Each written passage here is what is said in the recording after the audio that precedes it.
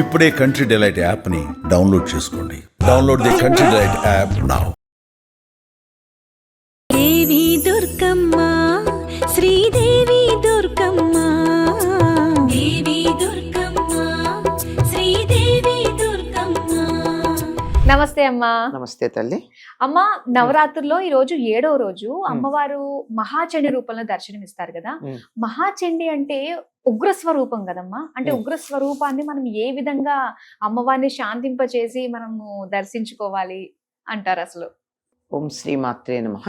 సర్వ చైతన్య రూపాం తాం ఆద్యాం విద్యాంచ ధీమహి బుద్ధిం యాన ప్రచోదయాత్. సమస్తమైనటువంటి చైతన్యము ఏ జగన్మాతదో, ఏ శక్తిదో, అటువంటి శక్తి మానవులకు ఎప్పుడు ఏది అవసరమైతే దానికి సంబంధించినటువంటి రూపాన్ని ధరిస్తుంది. మానవులకే కాదు, దేవతలకు, ఋషులకు, అందరికీ కూడా, అన్ని లోకాల్లో ఉండే వాళ్ళకి. అటువంటి సందర్భంలో చండిగా ఆవిర్భవించటం జరిగింది. చెడి ఆహ్లాదని అన్నారు. అంటే ఆహ్లాదన కలిగించేటటువంటిది. అంతేకాకుండా కలౌ చండీ వినాయకౌ అన్నారు. కలియుగంలో అతి త్వరగా అనుగ్రహించే లక్షణం కలిగినటువంటి దేవతా స్వరూపాలు చండీ మరియు వినాయకుడు. అటువంటి చండీ ఎలా ఉంటుంది అని మనకి చెప్తారు అంటే, ప్రాతర్నమామి మహిషాసుర చండముండ శుంభాసుర ప్రముఖ దైత్య వినాశ దక్షాం బ్రహ్మేంద్ర రుద్రమణి మునిమోహన శీలలీలాం చండీం సమస్త సురమూర్తిమనేక రూపాం. అనేక రూపాల్లో ఉండి చండముండాసురుడన్, శుంభుణ్ణి, నిశుంభుణ్ణి, మహిషాసురుణ్ణి అందరినీ మర్దించినటువంటి తల్లి చండి. ఈవిడే లలితా పరమేశ్వరి యొక్క తీక్ష్ణమైనటువంటి రూపం.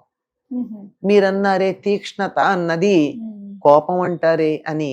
కోపం కూడా ఒక ఆయుధమే కదా. క్రోధాకారాంకుశోజ్వల. క్రోధము అనేటటువంటి రూపంలో ఉన్న అంకుశాన్ని ధరించినటువంటిది అని చెప్పారు. కొన్ని సందర్భాల్లో క్రోధం అవసరమే, కోపం అవసరమే. ఎందుకు అంటే దీనికి ఎప్పుడూ ఒక చిన్న ఉదాహరణ చెప్తూ ఉంటారు. పిల్లవాడు అక్కడ ఉన్నాడు, కుక్కో పామో ఏదో వచ్చింది, వాడు గమనించలేదు, పిల్లవాడి మీదకి వస్తోంది. తల్లి ఏం చేస్తుందమ్మా అంటుంది. ఎవరిని? పిల్లవాడిని కాదు, బాధ పెట్టడానికి సిద్ధంగా ఉన్నటువంటి దాని మీద. కనుక ఆ విధంగా తన భక్తులైనటువంటి వారికి ఆపద కలిగించటానికి ఏవైతే వస్తుంటాయో వాటన్నింటి మీద కోపస్వరూపంగా ఉండేటటువంటి తల్లి చండి.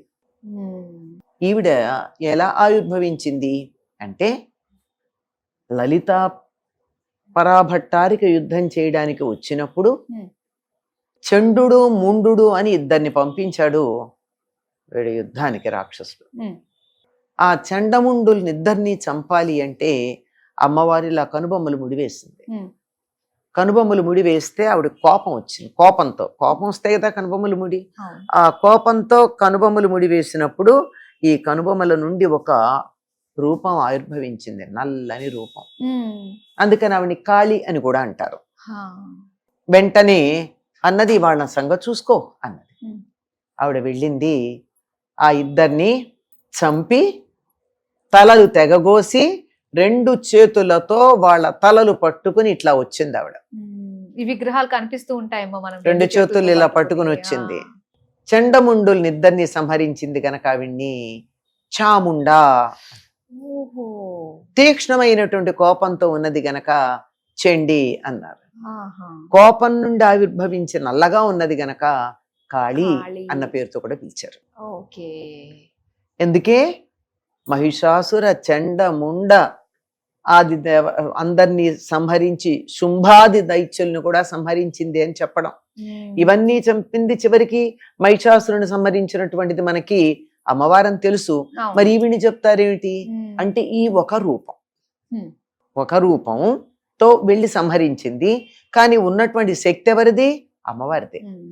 చండముండాసురులను సంహరించినటువంటి రూపం ఏదైతే ఉందో దాన్ని చండీ లేక చాముండి అంటారు. అందుకే కలియుగంలో అమ్మవారి ఉపాసన చేసినటువంటి వారు ఎవరైనా సరే ఎన్నో లలితా రహస్యనామ సహస్రాలు చదువుతారు, మరొకటి చేస్తారు. దానికి చిట్ట చివరిగా చేసేదేమిటి? ఉద్యాపనలాగా చేసేదేమిటి? ఉద్యాపనాన్ని కాదు, ఆ విధంగా చిట్ట చివరికి చేసేదేమిటి అంటే చండీ హోమం. ఓకే. దీన్నే చండీ సప్తశతి అన్న పేరుతో 700 శ్లోకాలుగా మార్కండేయ పురాణంలో ఉన్నటువంటి దాన్ని చదివి హోమం చేస్తారు. ఆ చండీ సప్తశతినే దుర్గా సప్తశతి అంటారు.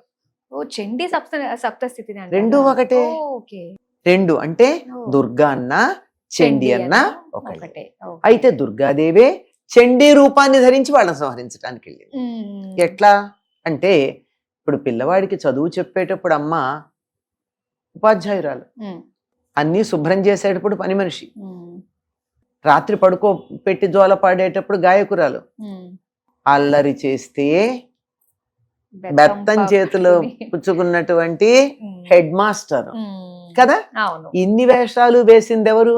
ఒకే అమ్మ కదా. అలాగే అవతల అవసరాన్ని బట్టి ఇన్ని రూపాలు ధరించేటటువంటిది, తీక్ష్ణమైనటువంటి రూపం ధరించినటువంటిది.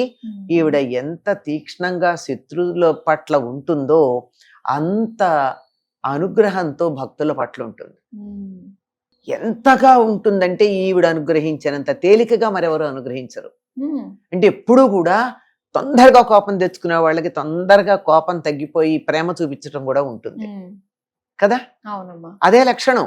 శత్రువుల పట్ల అంత కోపం, తన భక్తులకు హాని చేసిన వాళ్ళ పట్ల అంత కోపం ఉంటుంది, తన భక్తుల పట్ల అంతకన్నా ఎక్కువైనటువంటి అనుగ్రహాన్ని ప్రసాదించగలిగిన ప్రసన్నత లక్షణం ఉంటుంది. అందుకని కలియుగంలో చాలా ప్రధానమైనటువంటిది చండీ. చండీ అనకుండా మహాచండీ అన్నారు. అంటే మహత్వాత్, గొప్పతనం వల్ల, విస్తృతి వల్ల, ఘనత వల్ల, అంతకన్నా పైన ఇంకెవరూ లేరు అని చెప్పడానికి మహా అనేటటువంటి ఉపసర్గ వాడతారు.